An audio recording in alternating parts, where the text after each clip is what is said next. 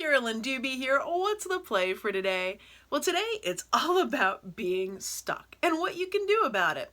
Now, I was looking at this piece I'd worked on. I liked parts of it. There were parts of it I wanted to change. There were parts of it I wanted to keep, parts of it I wanted to get rid of. And the obnoxious part is within the span of about 10 minutes, I loved one part and I wanted to get rid of it too. There was so much contradiction happening in my head. I was overthinking this way too much. So I had to do something a little differently. I needed to get myself out of my head and get into the play. So I decided to take a great big old risk to get things moving. Well, here's where I'm at. I've been looking at this for quite a while now, trying to decide what to do next. I've got a bunch of different options. I've got a bunch of different ways I could go. And guess what? I'm spending way too much time thinking, worrying, will this work? Will it do this or that? So I decided it's time to go a little extreme. I'm not going to get caught up in that crazy in my head. So what I'm going to do is I'm going to do something that there's no going back from. There's no take backs here, because once I get this white paint on here, it can never be undone. Now, Tom Cruise might jump out of airplanes without parachutes whenever he's filming a movie to get his kind of adrenaline rush, but for me, it's this. It's doing something that can't be undone. Taking that risk, putting that white paint all on there without a real plan of where this is going to go.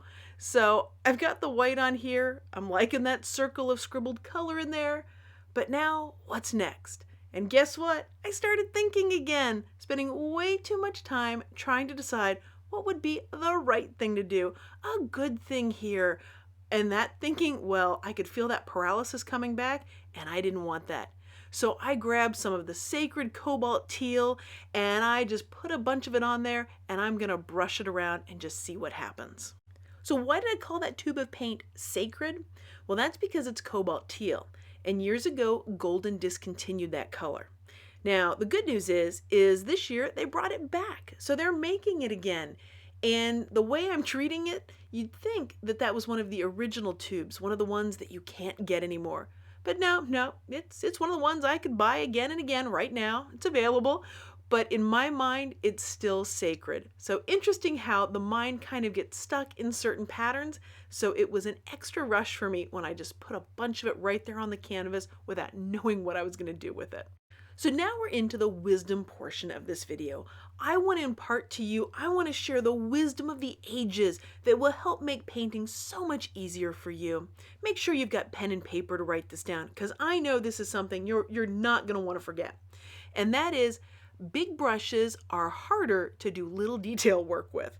The brush I've got in my hand here, it's big, and I'm trying to paint right around her neatly, that stenciled image, and guess what? It's not as easy to do with a big brush. So I know, now that you know that big brushes are harder to do detail work with, your world has been revolutionized. I know this is going to make all the difference in your life now. So you might be wondering, why did I grab the brayer there? Why am I rubbing it along that?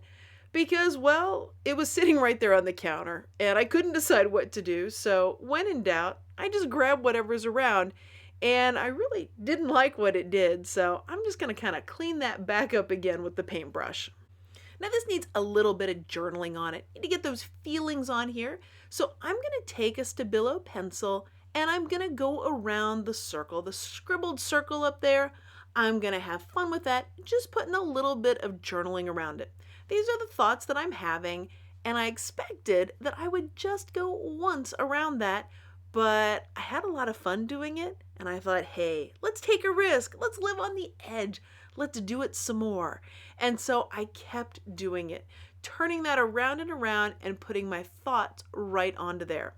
Now this had a little bit of that rush to it, similar to what was earlier when I added the white paint, because as I'm putting that Stabilo pencil on there, that stuff, yeah, it's kind of like a no take backs on that wet paint.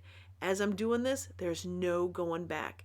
And I just love that rush, that feeling, that excitement of taking that risk.